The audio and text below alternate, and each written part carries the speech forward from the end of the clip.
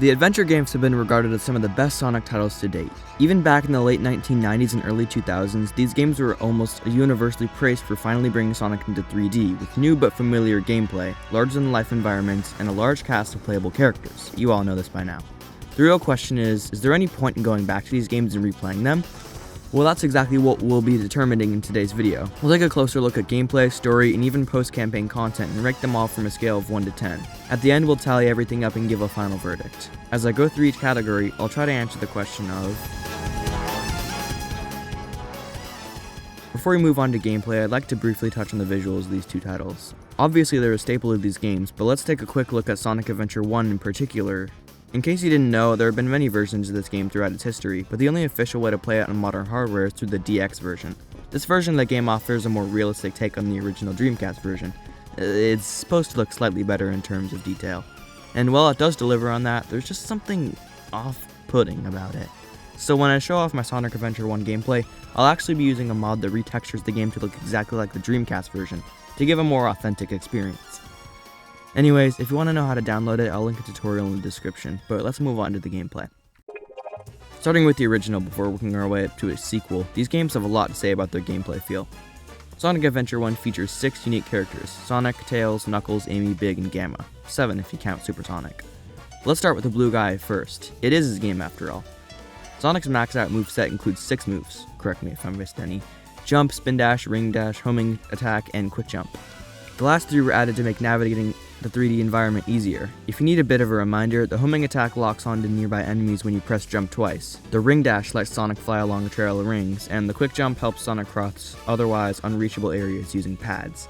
The Homing Attack and Ring Dash become staples in almost every other 3D Sonic game, but the Quick Jump was mostly seen only in Sonic 06, and maybe Unleashed if you count the QTEs.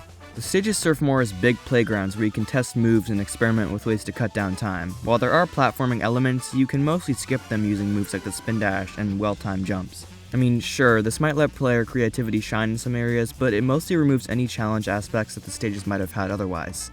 Nearly all the bosses in Sonic's campaign, and in fact every other character's story, are really easy, which diminishes the game's challenge. Might I also add that some of Sonic moves are highly situational or nearly useless. For example, the Quick Jump can only be used on certain paths that appear rarely. It's mostly limited to scripted moments. However, the Lightspeed Dash is more problematic. You rarely need to use this, and when you do need to use it, it requires you to stop, charge, and don't forget to listen. This was addressed in Sonic Adventure 2, but for now, Sonic's extra moves seem pretty useless. Moving on to Tails. This guy has a much more simplistic style, as the only things he can do is jump, fly, swipe, and spinjitzu. Long before time had a name, the first spin... His levels are straightforward, easy to complete, but also fun and sometimes competitive. In these stages, you race against opponents to reach a goal, usually marked by a special object. Not much more to say here. Moving right on to Knuckles, whose gameplay style focuses on treasure hunting. Your goal for these stages is to find shards of the Master Emerald, which was broken by Eggman to release Chaos. We'll go more in depth on that later. When playing as Knuckles, you can glide, punch, climb, and dig to help you find the shards as quickly as possible. When you're close to a shard, a signal will light on your HUD, which will sound more frequently as you get closer and closer. The locations of the shards are randomized every time you play, giving you an extra challenge. Knuckles' gameplay is honestly pretty fun most of the time, and even could have been my second favorite character if another one didn't exist. Anyways, let's move on to Amy. I don't know. This is easily the most boring campaign to play in Sonic Adventure. I might say this because more than half of her story is cutscenes, but it's also because she's just so slow. Big gets a pass, leave him alone! Her main moves all center around her hammer, with her basic attack, swing attack, hammer jump, and hammer flip. As she has no quick way of gaining speed other than gradually building it up, this means that you have to be constantly running and hammer flipping if you want any chance at a fast run. Pair this with only 3 stages and you've got yourself the most boring character. The stages are well designed though, I'll admit that. But now let's talk about Big! This guy right here is my GOAT, just look at him! He is pretty slow though, like the slowest you'll be going in this game. This does mean that it takes a while to navigate the hub worlds. Did I forget about the hub worlds? Well, they're here. There's Station Square, the Mystic Ruins, and the Egg Carrier. They're mostly used as ways to get around to new stages and story parts, but they can also get really confusing if you don't know where you're supposed to be going. Back to Big. This guy's got one move, but he does it well. Fishing. The only extra things you unlock during his campaign are upgrades like the floaty, and rod upgrades that help you catch better fish. Your main goal for each of his 4 stages is to catch Froggy, and It's really emotional.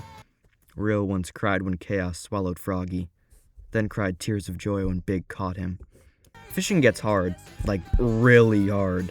First off, you've got to have a good enough cast that a fish bites on. Then you've got to balance this gauge while trying to reel the fish in, which is especially hard if the fish decides to swim out 10, 20, even 30 meters.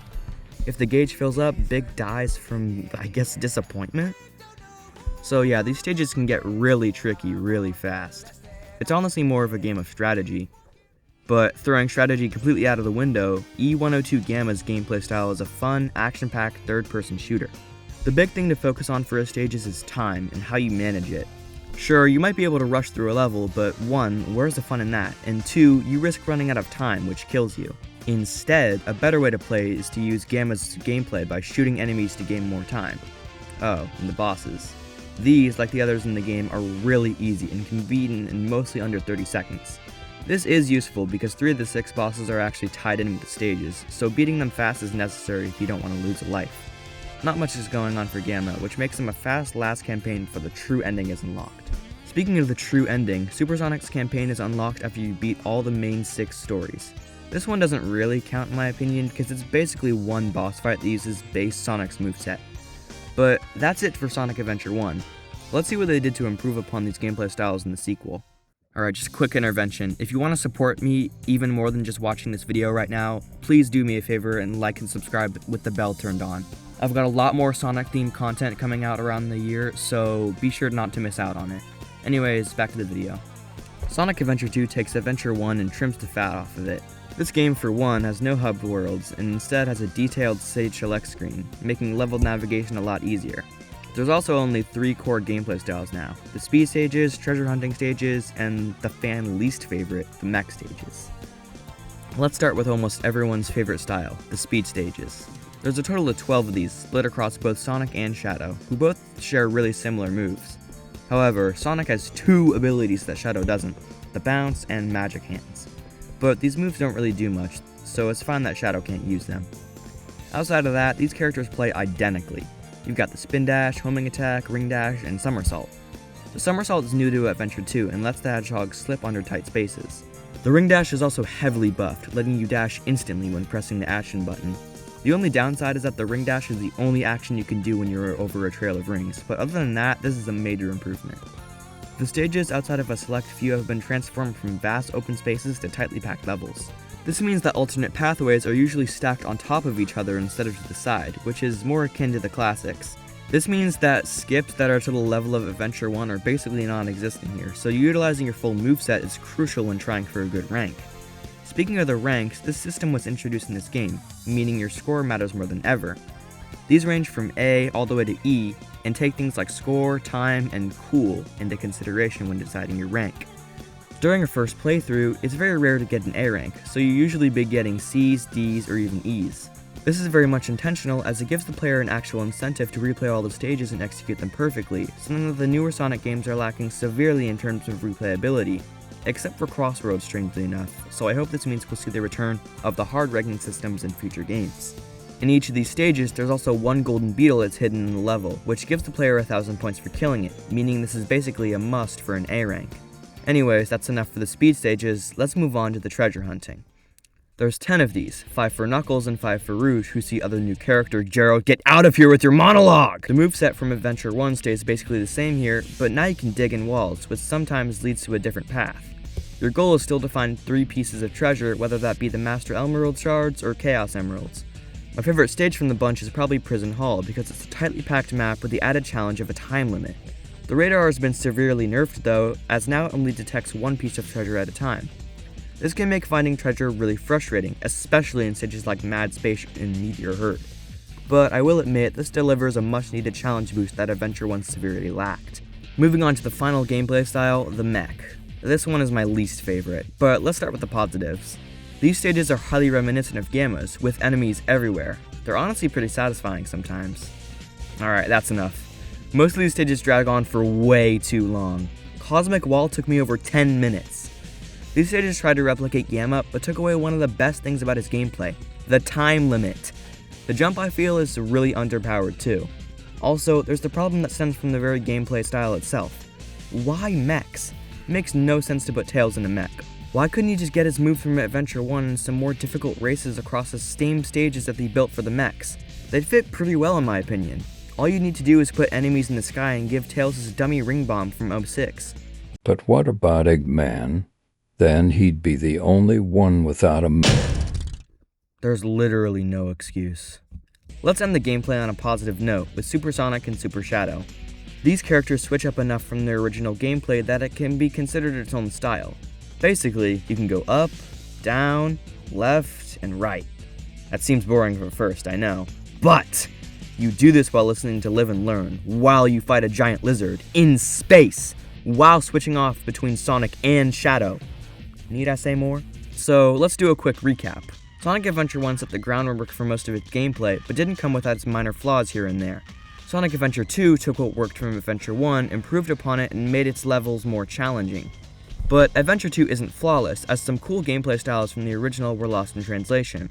As a whole, I think the fairest rating I can give for every gameplay style across these two games is a solid 7.5 out of 10.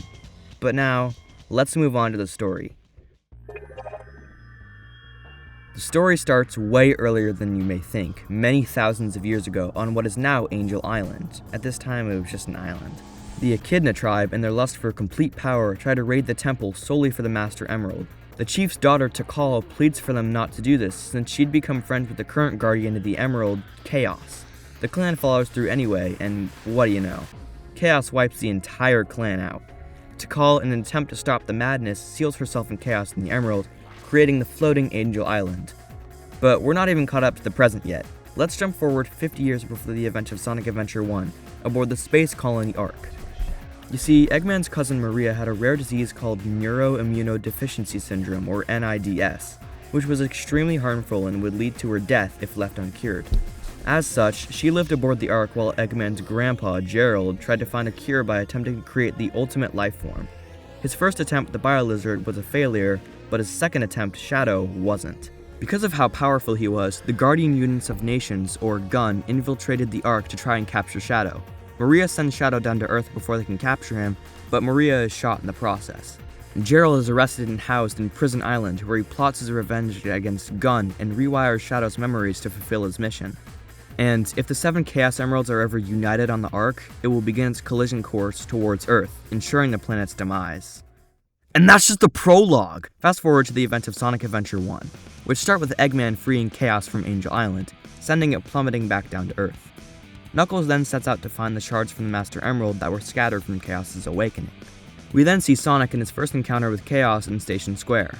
After Chaos escapes through the sewers, Sonic heads back to Emerald Coast, where he sees Tails crash his plane. After rescuing him, the two head to Tails' workshop at the Mystic Ruins, where Eggman shows off Chaos and feeds him a Chaos Emerald that he steals from Tails. When Eggman returns to his base, he constructs a robot to hunt down another emerald that was swallowed by Froggy, Big the Cat's friend.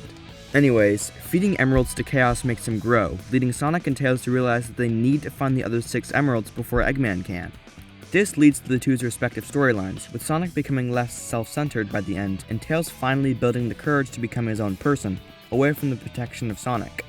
This culminates in the final parts of their stories, with Sonic trusting his friends in his battle against Chaos 6, and Tails defending Station Square against Eggman without Sonic's help. Let's go back to Knuckles. After collecting some shards from Speed Highway, he runs into Eggman and Chaos. Eggman tricks Knuckles into thinking that Sonic has stolen the other Emerald shards, so Knuckles finds Sonic in Mystic Ruins and demands that Sonic gives him the shards. The Chaos Emeralds that Sonic had collected drop from his hands, and Eggman swoops them up. Knuckles then realizes he's been tricked again, which kicks off his character journey. Throughout the rest of his story, he learns of his ancestors through encounters with Tikal, and finally helps Sonic and Tails aboard the Egg Carrier. His story ends with him restoring the Master Emerald and Sky Sanctuary returning to normal. Backtracking in the timeline to the Egg Carrier, Eggman creates not only Zeta, Epsilon, Delta, and Beta, but also Gamma, a robot with seemingly no feelings. But after an encounter with an imprisoned Amy, he develops true emotions and aims to free his other brothers from the imprisonment of the robot shells. It's a really nice story about defying all odds and doing more than what you're programmed for, and ultimately leads to the self-sacrifice of Gamma, freeing the animals that were trapped inside him. Amy's story doesn't really matter, and only really exists to kick off Gamma's storyline. The final story is a short 30-minute climax in which Chaos gets his hands on the final emerald, turning him into the beast Perfect Chaos. Sonic, using the 7 Chaos Emeralds and channeling his good energy, transforms into Super Sonic. After defeating Chaos, both Chaos and Tikal peacefully retreat with the Master Emerald, ending the story of Sonic Adventure 1. Wait, am I forgetting something? Big goes fishing and rescues Froggy from Chaos. Sonic Adventure 2 opens seemingly really close to the events of the first game, with Eggman breaking into Prison Island and awakening Shadow, who already wants the Chaos Emeralds. Eggman agrees to help Shadow find them, but under the condition that Shadow works for him. We then cut to Sonic, who's been captured by Gun since they thought he was Shadow. Makes total sense. He escapes long enough to Aura Farm in San Francisco and meet up with Shadow, who coincidentally was also Aura Farming in the area. Shadow escapes, but Sonic is captured yet again and taken to Prison Island, where he just so happens to be placed in Gerald Robotnik's cell. After that, the usual Sonic stuff happens. You know, an island exploding, Eggman pissing on the moon, Sonic meeting up with the president, fighting a colossal sand monster in a pyramid. Very normal Sonic-related things. While all this is happening, Knuckles is busy searching for shards of the Master Emerald after it broke in a confrontation with Eggman, and Rouge is busy acting as a helper for Eggman and Shadow, while secretly being an agent for Gun. Sonic's team eventually meets up in the pyramid to take a rocket to Space Colony Arc, where Eggman is waiting for a Chaos Emerald that he needs to activate the Eclipse cannon. Tails tries to trick him with a fake emerald, but Eggman very easily tricks Tails into telling him the truth. He sends Sonic down to Earth where he should have died. Still on the Arc, Knuckles finds Rouge, and the two fight until Rouge slips from a ledge. Can't she just fly? That wouldn't do anything for the plot! Knuckles finally gets the other shards that he needed and repairs the Master Emerald. Back to Sonic, who actually survived? Using Chaos Control, he teleports back to the Ark and hurries to the cannon to stop it from firing. Along the way, he runs into Shadow, who is impressed that Sonic survived. The two race before they finally arrive at the cannon, but something's wrong. After Eggman put the final emerald into the cannon, a video of Gerald is broadcast across the world, warning him of their impending doom, before he is gunned down by a firing squad. Seeing this, the whole cast, besides Amy and Shadow, works together to stop the Ark from crashing into Earth. While they all do their own thing, Amy talks to Shadow, who's starting to remember Maria and her final wish for him. He finally decides to help out and meets up with Sonic as he and Knuckles reach the shrine at the cannon's core. Before they can do anything, the Bio-Lizard pops out from the top, and it's a quick battle with Shadow. But the Bio-Lizard, determined to destroy Earth, becomes one with the Ark, keeping it on its crash course.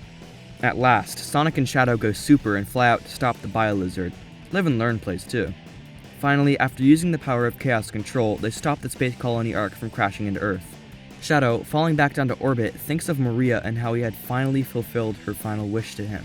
Sonic, once back on the Ark, thinks of Shadow and how he had one great adventure. The story gets a 6, by the way. The concepts were there, but the execution was just meh. Alright, after game content, we've got a lot of that, but I won't drag on it for too long. Adventure 1 has a dedicated mission mode with tons of missions for each character. It's clear that most of these were designed late into development because there's no way anybody in their right minds would have you collecting flags in Lost World from a perspective that you can't even see. You can also replay every stage multiple times with a different objective for each replay. Strangely enough, you can also play the 8-bit version of Sonic 1 in the minigame screen. Sonic Adventure 2 has a bit less extra content, but still a fair amount. You can replay the stages for different objectives like in Adventure 1, but you can also A-rank each stage, which I think gives you an extra emblem. Speaking of emblems, there are 130 in Adventure 1 and 180 in Adventure 2, and collecting all of them gives you a special reward in each game. There's also the fan-favorite Chao Gardens, which, I'll be honest, I didn't like them all that much. Now wait, I didn't play them that much, so I think my highest level Chao was like a level 2, so I definitely didn't see everything. But I put my Chao in some races and karate competitions, and I was mostly just sitting there, watching things happen. The Chaos look adorable, but I probably won't be touching this part of the game for a while. Overall, I think there are a lot of reasons for the average player to want to come back for these games, to at least do something. For that reason, this category gets an 8 out of 10. So, after tallying everything up, the adventure games get a 21.5 out of 30. Now, this doesn't look that good off the bat, but this is just my opinion. And really, this video doesn't do justice to how much of a fun, albeit janky experience these games actually are. They're such a good time, and more likely than not, they're on sale right now on Steam for like $4 each. So, to answer the question, yes, you should absolutely play the adventure games in 2026. and not just to say that you played them. These games offer so much replay value for so little of a price, you'd be doing yourself a disservice by not picking them up. Thanks to everybody who's still watching, your support really means a lot whether you've liked and subscribed or not. The next video I'm doing in this series will be on Sonic Heroes, expected around a month from now. Anyways, that's all.